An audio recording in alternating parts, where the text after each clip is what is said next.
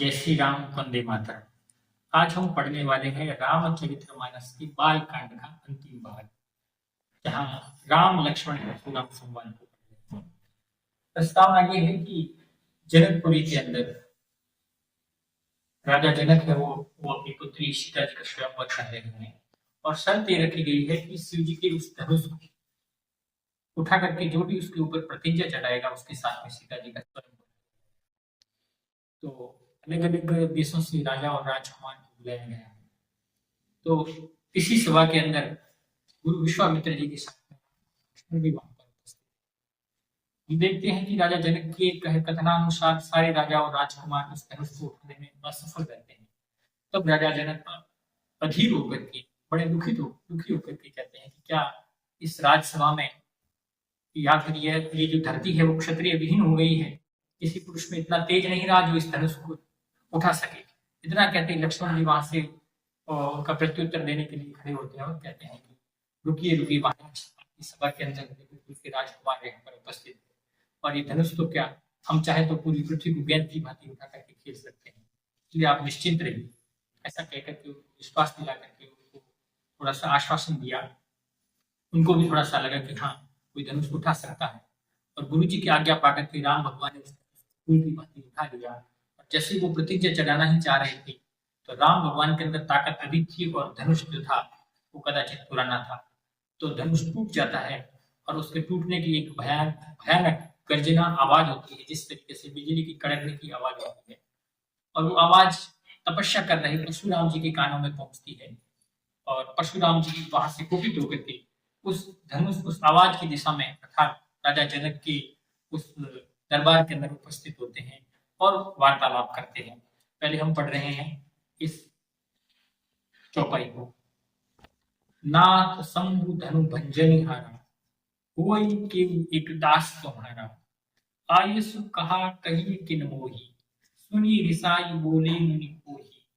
सेवक जो सो करे सेवकाई, अरिकरनी करे लड़ाई। सुनहु राम जहि शिव धन तोरा, सहस बाहु समसोरि तुमरा। पहले हम इसका अर्थ करेंगे कि नाथ, परशुराम जी ने आते ही पूछा कि कौन मूर्ख प्राणी था जिसने मेरे गुरु जी के धनुष को तोड़ दिया है। इतना कहते ही वो गुस्से के अंदर बोल रहे थे, तब भगवान राम खड़े होकर के उनके प्रत्युत्तर में कहते हैं कि नाथ यानी कि हे स्वामी, शंभु धनु, शंभु का अर्थ है भगवान शंकर, धनु का अर्थ है धनुष यानी कि शिव जी के धनुष को भंजनिहारा, भंजन का अर्थ है भंजन करने वाला अर्थात तोड़ने वाला।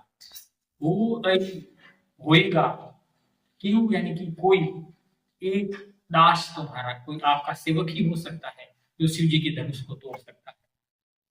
आयसु कहा कही किन मोही, आयसु का अर्थ है आज्ञा, कहा का अर्थ है क्या, कही यानी कहना, किन मोही आप मेरे लिए क्या आज्ञा है मुझे कहिए। सुनी रिसाई बोले मुनि कोई, ऐसा सुन करके, रिसाई का अर्थ है गुस्से वाले, बोले यानी कि बोलना, मुनि का अर्थ है जो मौन रख करके तपस्या करते हैं उनको मुनि कहते हैं। तो यहाँ पर मुनि का अर्थ परशुराम जी के लिए आया है। कोई का अर्थ है क्रोधी, क्रोधी मुनि परशुराम जी ऐसे वचनों को सुन करके बोलते हैं। वो कहते हैं कि सेवक जो सो करे सेवकाई, सेवक वह है जो सेवकाई का काम करे, भलाई का काम करे, आज्ञा लेकर काम करे। अरिकरनी करे लड़ाई, अरि का अर्थ है दुश्मनी, करनी यानी कि दुश्मन जिस तरीके से काम करता है, करी लड़ाई, दुश्मनी की जैसा आपने बर्ताव करके मेरे से लड़ाई करने के लिए आपने न्योता दे दिया है, या तो फिर आपने उधार में ही मेरे से लड़ाई है वो ले ली है। सुनहु राम जेहि शिव धनु तोरा, सहस बाहु समसोरि तुमरा। सुनहु राम यानी कि सुनिए राम, जेहि यानी कि जिसने भी शिव धनु, शिव जी के धनुष को तोड़ा है, सहस बाहु समसोरि, सहस बाहु का अर्थ है सहस्त्र बाहु, जिसकी सैकड़ों हो जाएगी, का भगवान परशुराम जी ने उनका वध कर दिया था, उनकी भुजाओं को काट दिया था। हम तो अभी कह रहे हैं कि जिसने भी इस धनुष को तोड़ा है वो सहस्त्र बाहु के समान, समसोरि, रिपु का अर्थ है दुश्मन, मोरा यानी कि मेरा, वो है वो सहस्त्र बाहु के समान मेरा दुश्मन है। सो बिलगा बिहाई समाजा, न ते मारे जे ही सब राजा। सो यानी कि वो, बिल अलगाऊ, बी का अलगाऊ यानी कि अलग हो जाए। समाजा, वो समाज से यानी कि जो भी राज्यसभा के अंदर बैठे हुए थे राजा और राजकुमार, तो अभी वो कह रहे हैं कि जो भी जिसने भी शिव जी के धनुष को तोड़ा है वो इनमें से अलग हो जाए। न ते मारे जही सब राजा, तो सारे राजा मारे जाएंगे। इतना सुनते कि सारे बाकी वाले जो राजा थे वो वहां पर कांपने लग जाते हैं और संकेत करते हैं राम भगवान की तरफ, इन्होंने तोड़ा है, इन्होंने तोड़ा है, ऐसा। तो सुनी मुनि वचन लखन मुस्काने, बोले परसु धरे अवमाने। सुनी मुनि वचन, सुनी सुन करके मुनि के वचनों को लखन मुस्काने, मुनि परशुराम जी के वचनों को सुन करके लक्ष्मण जी है वो मुस्कुरा करके वहां खड़े हो जाते हैं। बोले परसु धरे अवमाने, और बोलते हैं कि आपने जो परसा है वो ऐसे ही धारण किया है। बहु धनु तोरी लड़िकाई, कब हुन असी ऋषि ही गोसाई। परशुराम जी का अवमान करते हुए, वैसे उन्होंने अपमान नहीं किया है, वो केवल उत्तर ही दे रहे हैं, मगर ये परशुराम जी को लग रहा है कि वो मेरा अपमान करते हुए बोला कि बहु यानी कि बहुत सारे, धनु यानी कि धनुष, तोड़ी यानी कि तोड़े, लड़का यानी कि बचपना में लड़कपन में हमने बहुत सारे धनुष तोड़े। कब हुन असी ऋष की नहीं गोसाई, हे गोसाई यानी कि गायों की रक्षा करने वाले अर्थात स्वामी भगवान परशुराम जी, आपने कभी भी ऐसा गुस्सा पहले कभी नहीं किया।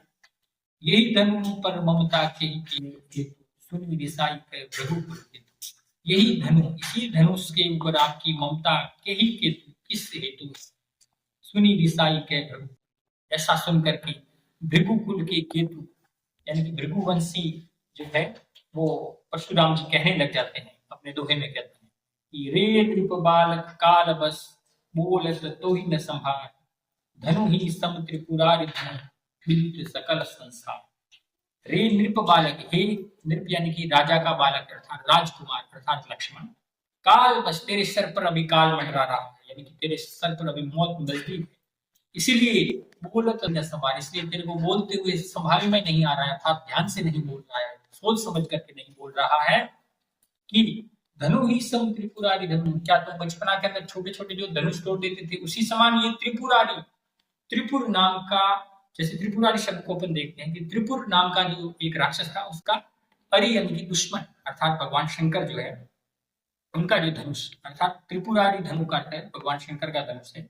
विदित सकल संसार, विदित करते सारे संसार को विदित है अर्थात जानकारी है, जानते हैं कि ये जो धनुष है वो भगवान शंकर का है, ऐसे ही कोई साधारण धनुष नहीं है। ऐसा कहते हुए परशुराम और लक्ष्मण अभी आगे संवाद कर रहे हैं।